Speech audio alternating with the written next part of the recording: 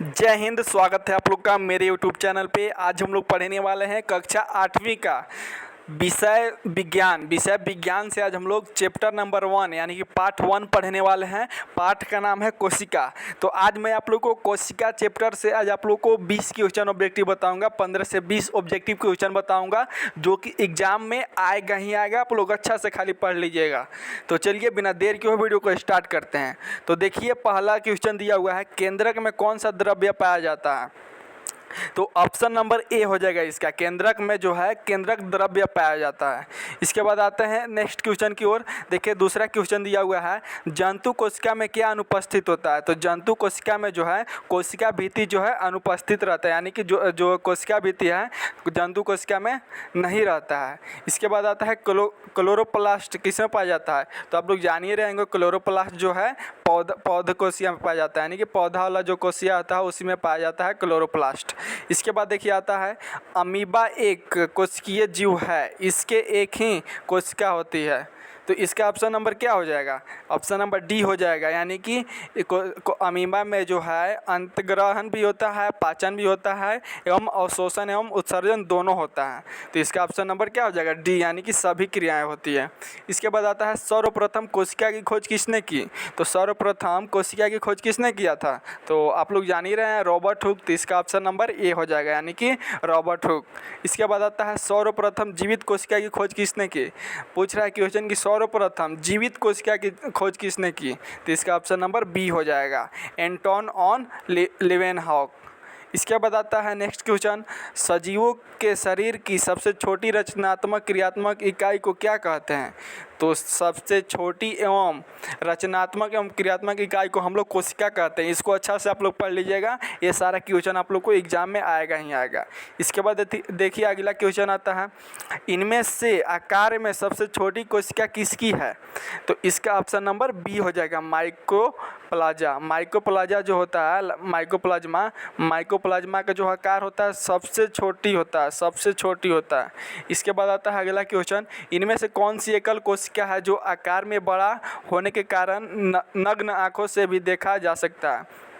तो इसका option number C हो जाएगा, शुतुरमुर्ग का अंडा। शुतुरमुर्ग का अंडा को हम लोग मतलब नंगी आंखों से देख सकते हैं, खुली आंखों से देख सकते हैं। इसके बाद देखिए आता है, कोशिका के सबसे बाहर का आवरण या घेरा क्या कहलाता है? तो देखिए कोशिका का जो सबसे बाहरी आवरण होता है उसके हम लोग क्या बोलते हैं? कोशिका झिल्ली बोलते हैं। इसके बाद देखिए नेक्स्ट क्वेश्चन आता है, कोशिका झिल्ली एवं केंद्रक के बीच के भाग में सभी कोशिकांग रहते हैं, उसको क्या कहते हैं?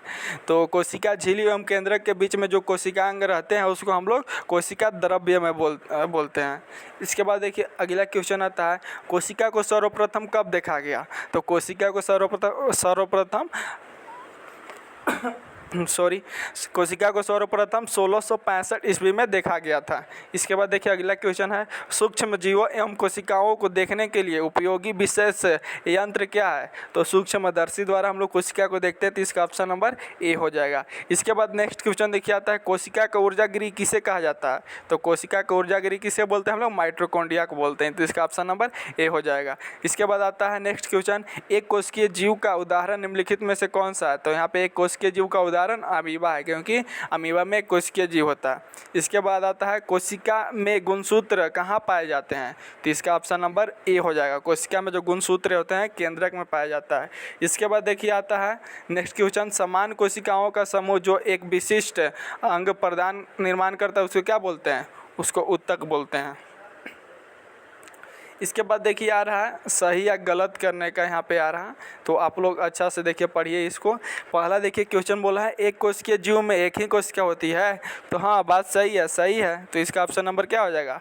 मतलब सही हो जाएगा, एक कोशिकीय जीव में एक ही कोशिका होती है। इसके बाद दूसरा क्वेश्चन देखिए दिया हुआ है, रक्त कोशिका शाखान्वित होती है?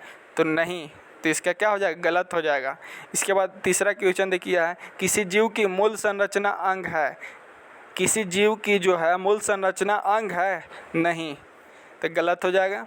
इसके बाद आता है चौथा क्वेश्चन, अमीबा की आकृति अनियमित होती है?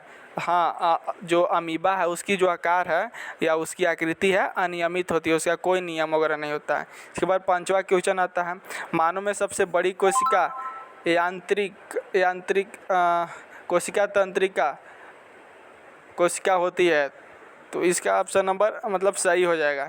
इसके बाद देखिए अगला क्वेश्चन आता है, पौधे की कोशिकाओं में अपेक्षाकृत बड़ी रिक्तिका पाई जाती है, तो सही हो जाएगा, पाई जाती है। इसके बाद आता है सभी कोशिकाओं में कोशिका भित्ति पाई जाती है, तो गलत, सभी कोशिकाओं में कोशिका भित्ति नहीं पाई जाती है।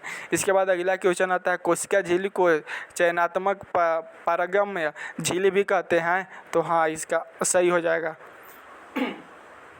इसके बाद देखिए आता है, केंद्रक झिल्ली कोशिका द्रव्य और केंद्रक के बीच पदार्थों के आगमन को नियंत्रित करती है, तो ये सही हो जाएगा। यहाँ तक समझे आप लोग? इसका मैं यहाँ पे देखिए आंसर दे दिया हूँ, आप लोग अच्छा से देख लीजिएगा। अगर वहाँ से नहीं पता चलता है आप लोग को, तो यहाँ पे मैं सही गलत वाला का आंसर भी दे दिया हूँ। तो चलिए दोस्तों, आज के लिए इतना ही। इसी तरह का मैं हर एक सब्जेक्ट का, जैसे अभी कोशिका है, कोशिका के बाद आता है आप लोग का धातु एवं अधातु आता है, सूक्ष्म जीव आता है, विद्युत धारा का रासायनिक प्रभाव आता है, फिर जंतुओं में जनन आता है, बल एवं दाब है, और दहन एवं ज्वाला है, किशोरावस्था की ओर है, प्रकाश है। मतलब कि जितना चैप्टर दिया हुआ है ना, जितना भी चैप्टर दिया हुआ है सारा का मैं ऑब्जेक्टिव क्वेश्चन बना के अपने यूट्यूब पे अपलोड किया हूँ। अगर आप लोगों को क्वेश्चन देखना चाहते हो तो ज़रूर देख ले। और ये जो क्वेश्चन सारा बताया हूँ मैं, सारा एग्जाम में आएगा क्वेश्चन। तो चलिए आज के लिए इतना ही। अगर आप लोग मेरे यूट्यूब चैनल को सब्सक्राइब नहीं किए हैं, तो आप लोग से एक छोटी सी रिक्वेस्ट है कि मेरे यूट्यूब चैनल को सब्सक्राइब कर दें, बेल आइकन को प्रेस करें, हाँ, और हाँ, अपने दोस्तों के पास शेयर करना ना भूलें। तो चलिए आज के लिए इतना ही, मिलते हैं एक नए वीडियो के साथ, तब तक के लिए जय हिंद।